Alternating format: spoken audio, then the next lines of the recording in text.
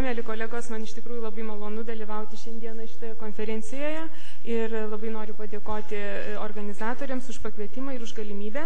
Ir iš tikrųjų, kai paskambino profesorius Saulius ir paprašė paskaityti trumpą pranešimą apie pneumokokinę infekciją žmogaus gyvenime, aš galvoju, kaip čia dabar per 20 minučių reikės visą tai nupasakoti. Todėl labai džiaugiuosi, kad kolegė daktarė iš tikrųjų apėmė visą segmentą vaikams ir man lieka tik taip pneumokokinės infekcijos aktualija suaugusiems žmonėms, nes aš iš tiesų ir esu suaugusių infekcinių ligų gydytoja. Tai jeigu pasižiūrėjus į demografinius rodiklius mūsų planetos, nors matosi čia nelabai gerai šitame ekrane, tačiau tendencijos yra tokios, kad pasauliniu mastu vaikų iki 5 metų amžiaus proporcija yra mažėjanti. Tai yra gimstamumas yra mažėjantis ir vaikų iki 5 metų kreivė leidžiasi ženkliai žemyn. Tuo tarpu gyvenimo trukmė ilgėja, išgyvena žmonės su tom lygom, su kuriom anksčiau neturėdavo galimybės išgyventi ir proporcija vyresnių negu 65 metų amžiaus žmonių mūsų planetoje didėja. Ir jeigu šiuo metu tos proporcijos yra maždaug atitinkančios viena kitą, prognozuojama, kad per artimiausius 20-30 metų 65+ amžiaus grupė ženkliai padidės. Ir kaip jūs matote, kalbant apie pneumokokinę infekciją, šitos dvi amžiaus grupės iki 5 ir virš 65 yra tikrai kritinės, jeigu galima tai pasakyti, šitai ligai, kadangi sunkiausios ligos formos, tai yra invazinės pneumokokinės infekcijos dažnis, pats didžiausias yra žmonėms iki 5 ir virš 65 metų amžiaus. Ir jeigu pasižiūrėti ne tik į atvejų dažnį, bet ir į mirties atvejų dažnį, tai jeigu sergamumo rodikliai yra daugiau mažiau vienodi iki 5 ir virš 65, tai mirtingumo rodikliai virš 65 yra maždaug 5-6 kartus didesni negu vaikų amžiaus grupėje. Taigi, suaugę žmonės, jeigu taip galima pasakyti, pirmauja, tik čia tas žodis visiškai netinka, ne tik tai pagal sergamumą, bet ir pagal mirštamumo rodiklius. Kad pneumokokinės infekcijos rizikos veiksnys pats svarbiausias yra amžius, tai yra nieko nesimato mažiau negu 2 arba daugiau negu 65 metai, yra žinoma labai seniai. Ir tai yra pats svarbiausias rizikos veiksnys. Tačiau be amžiaus yra dar keletas svarbių rizikos veiksnių, kuriuos, manyčiau, labai reikia stipriai mums visiems iš tiesų įsidėmėti. Tai yra žmogaus sąlygoti veiksniai, kurie yra skirstomi į dvi grupės. Tai tokios gretutinės ligos, kurios yra, tačiau kurios nesutrikdo imuniteto, tai yra gretutinės ligos, išliekant normaliam imunitetui, tokios kaip širdies, plaučių, kepenų, cukrinis diabetas, alkoholizmas, likvorėja arba kochleariniai implantai, tai yra tam tikros ligos arba būklės, kurios didina pneumokokinės infekcijos riziką. Ir labai svarbi kita žmogaus sąlygotų veiksnių grupė yra imunosupresija. Ir imunosupresija apima piktybinius navikus, gydymą imunosupresiniais vaistais, įskaitant gliukokortikoidus, transplantuotus organus ir autoimuninės ligas. Be žmogaus veiksnių yra dar tam tikri svarbus išoriniai veiksniai, tai būtų virusinės infekcijos ir visų pirma gripas ir gyvenimas kolektyvose, kokie tie kolektyvai bebūtų, senelių namai, vaikų darželiai, kareivinės ar kažkas kitas. Ir dar vienas labai svarbus ir įrodytas moksliškai rizikos veiksnys, tai yra rūkymas, kadangi jisai pažeidžia mukociliarinį epitelį, sumažina visą klirensą mikrobų patekusių į nosiaryklę ir predisponuoja bakterinėms kvėpavimo takų infekcijoms, įskaitant pneumokokinę infekciją. Kaip jau turbūt jūs visi žinote, pneumokokas yra inkapsuliuotas mikrobas, kapsulė yra polisacharidinė ir šitų sukėlėjų yra daugiau negu 90 serotipų. Ir va šitas kapsulės buvimas iš tikrųjų šitai infekcijai yra nepaprastai svarbus, kadangi priklausomai nuo kapsulės struktūros serotipai skiriasi vienas nuo kito ir kapsulė yra pats pagrindinis virulentiškumo veiksnys, jinai apsaugo nuo fagocitozės, nuo visos mūsų organizmo imuninės sistemos ir kritiškai svarbu yra turėti antikūnus prieš kapsulės polisacharidus. Jeigu žmogus turi tuos antikūnus dėl natūralios infekcijos arba dėl vakcinacijos, jisai yra apsaugotas nuo pneumokokinės infekcijos.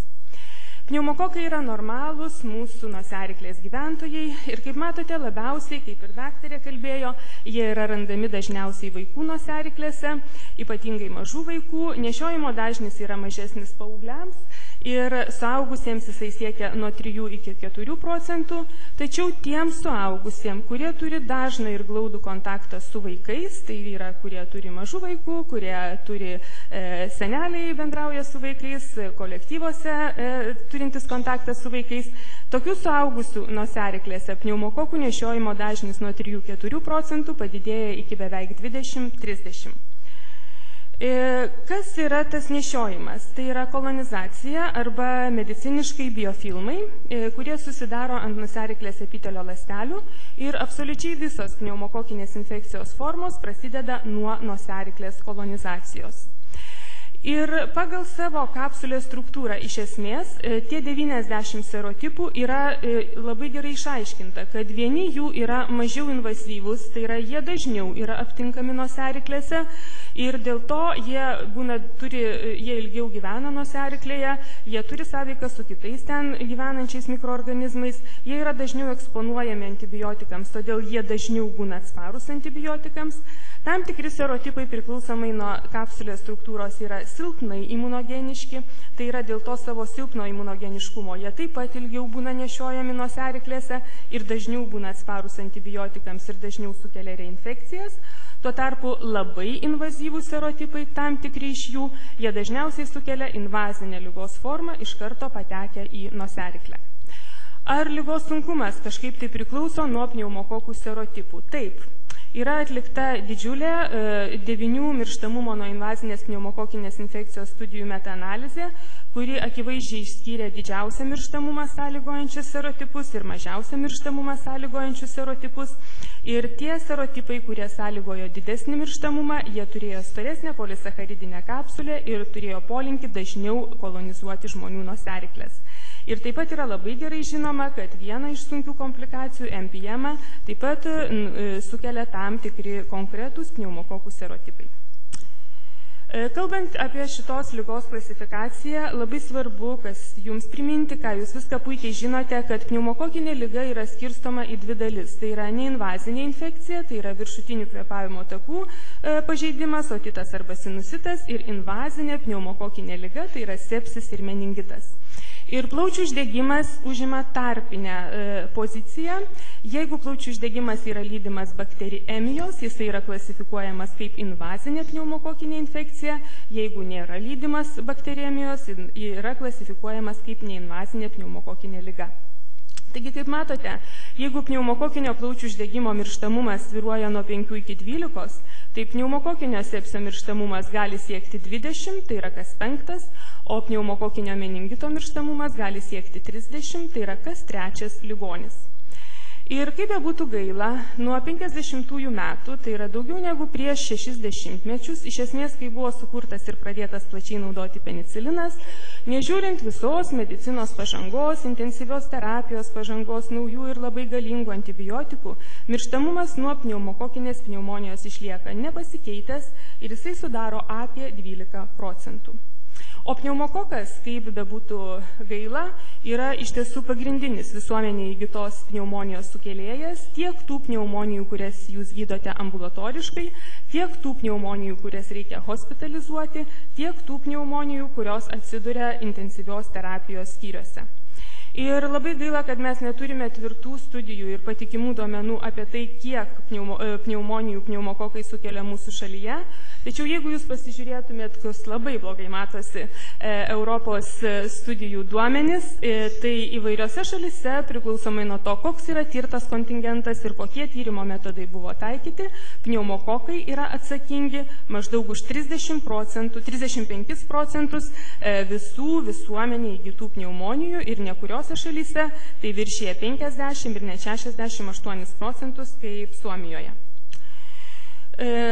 Labai dar svarbus dalykas, kuris skiriasi vaikams ir suaugusiems, yra tai, kad suaugusiems invazinės pneumokokinės infekcijos priežastis dažniausiai ir yra bakterieminė pneumonija. Jeigu mažiems vaikams invazinė pneumokokinė infekcija dažniausia tai yra meningitas arba sepsis neturintis aiškaus židinio, tai iš kraujo išskirtas pneumokokas suaugusiems dažniausiai signalizuoja, kad to priežastis yra plaučių uždegimas. Suaugusieji skiriasi nuo vaikų vienu tokiu labai svarbiu aspektu, kad suaugę žmonės yra labiau ligoti. Ir jie dažniausiai turi, ypač vyresnėme amžiuje, 1, 2 ar netgi daugiau gretutinių ligų. Ir labai seniai buvo pastebėta, nustatyta ir įrodyta, kad esant gretutinių ligų, pneumokokinės infekcijos rizika yra didesnė. Ir čia yra duomenys iš Jungtinių valstijų iki tol, kol jie pradėjo visuotinę kūdikių vakcinaciją. Iki tol aiškiai matosi, kad ligos, kurios didina šitos infekcijos riziką, yra cukrinis diabetas, lėtinė širdies patologija ir lėtinės plaučių ligos. Ar kažkaip pasikeitė situacija Jungtinėse valstijose po to, kai nuo pneumokokinės infekcijos buvo pradėti vakcinuoti visi kūdikiai, ką mes pradedame dabar? Kaip matote, ne.